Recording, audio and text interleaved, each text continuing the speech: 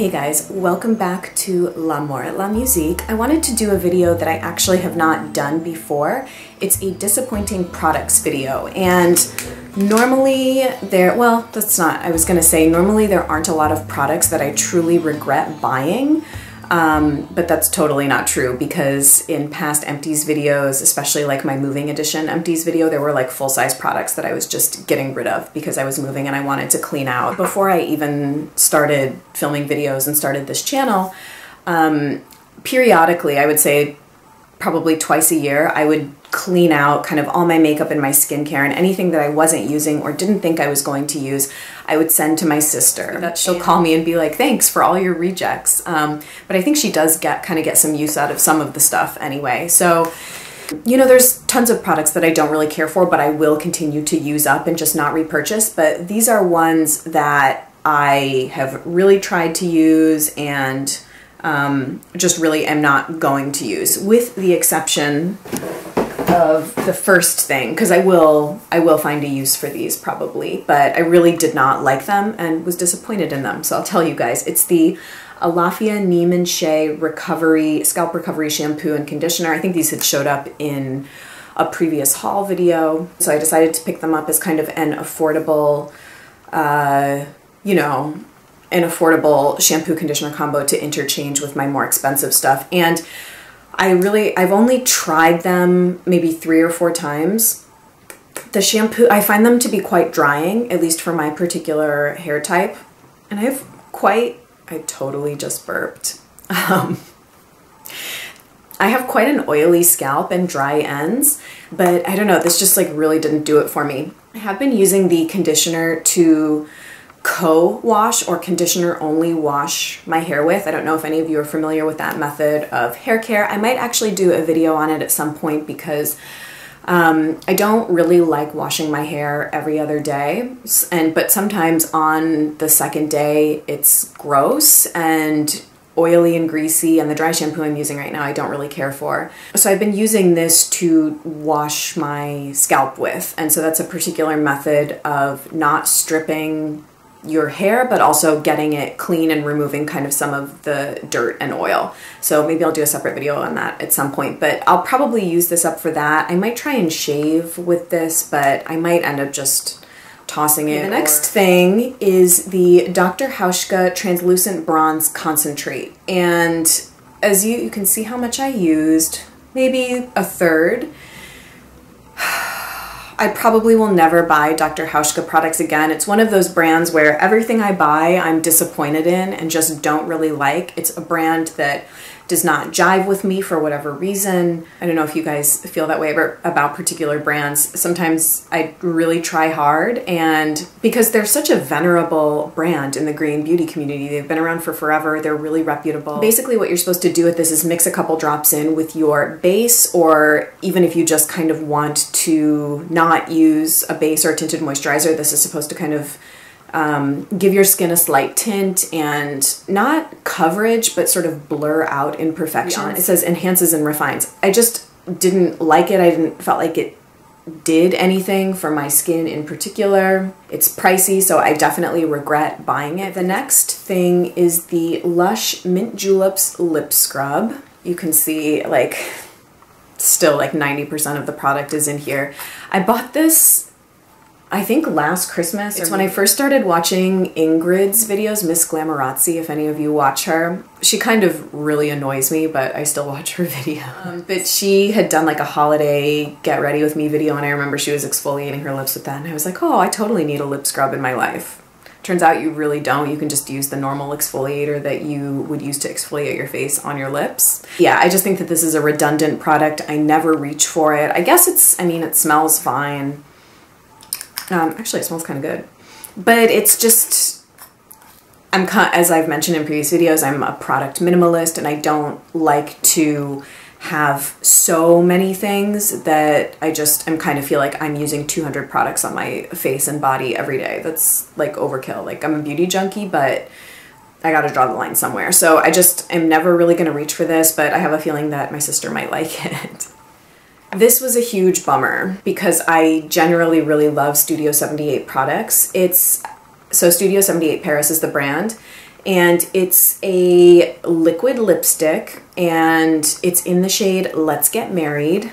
Cute name. And it's a dark kind of vampy plum. I'll try and do a little swatch. There's what that looks like. Basically, it's way too purple for me to pull off, which is a bummer. I always kind of try and pull off the vampy dark lip, and if it's too purple in undertone the way that this is, I literally look like a vampire. It just like doesn't work, I think, because my skin has cooler undertones and I'm quite pale.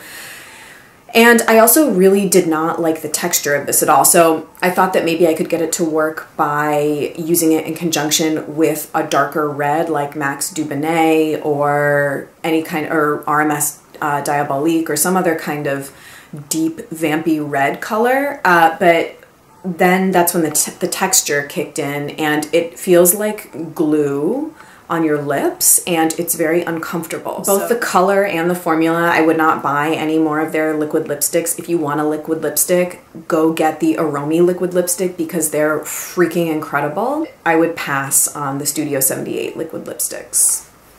I did get some use out of this, but the reason that it's in this video is that there are several different brands of cognac, I think that's how you pronounce it, a cognac sponge, which you basically, they are dehydrated and like dry, hard sponges, and when you run them under water for a couple of minutes, they expand out and you use it to exfoliate your face. The Dr. Sponge brand, which I have had and used and really liked, is a good one. This is the French pink clay cognac sponge. I don't even remember the brand, but it's off Spirit Beauty Lounge. And for some reason, this one just never had the same effect on my skin as the Dr. Sponge one did. I don't know if it was the fact that it's a pink clay one. The Dr. Sponge one I had was the white original one, but I'm definitely going to try and order another one of those the next time I make like an Eco Diva Beauty order or something, but I would not order the brand off Spirit Beauty Lounge again because it literally did nothing to my skin. And then, unfortunately, as much as I rave about my Petit Vour boxes, there are a couple of things that have come through that I just can't really get to work for me. And the first two are some loose mineral eyeshadows. The first is by Lily Lolo in the color Cosmopolitan, and the second is Modern Minerals, and I don't know the name of the shade, but it's kind of like a shimmery, peachy bronze color. So I hate loose mineral eyeshadow. I think it's messy, and I'm not a huge eyeshadow wearer to begin with. So there's that. I mean, I could always press them and put them into like my Z palette or something, but I did try and test out these colors and see how they looked. The Lily Lolo one is kind of like a greenish gray. It's really odd. I couldn't really get it to work. I tried to use it as a crease color. I tried to use it as an all over lid color, and it really did not do anything.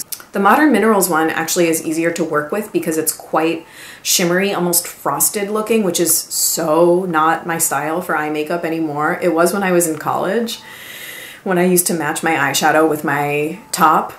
Yeah, it was like really hot. I was like working at the student union desk and I had like frosted purple eyeshadow and I was wearing like a purple sweater. And beyond the kind of frosty shimmeriness of this, the color is not something I would have gravitated towards. So I just probably am not going to use it. And then the last thing also came in my Petit Vour box, and I'm bummed that I can't get it to work for me because I'm always in need of black pencil eyeliners, but it's the Beauty Without Cruelty Natural Mineral Eye Defining Pencil in black. And my problem with this is that it's quite hard and waxy, so it's not going to be great for either lining the upper waterline or the lower waterline, which is pretty much the only thing you do with a pencil liner. So it's not soft and smudgy and pliable, which is what I would look for in an eyeliner.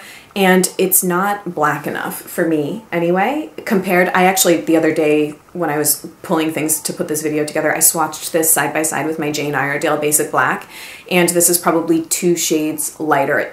It's still black, but it's more like a gray muted black versus a deeper, darker black. So that's it for my first disappointing products I regret buying video, which is kind of like a downer, but I hope that maybe you can learn from my misfortune and not spend your money on these products. But if any of them have worked for you, let me know in the comments. Maybe there's some way that I'm not trying them, or some way that I could still try and get them to work, because I hate wasting money and not using products. So if you have any suggestions, let me know in the comments. Thanks as always for watching, commenting, liking, subscribing. Thank you, and I'll see you guys in another video really soon. Bye.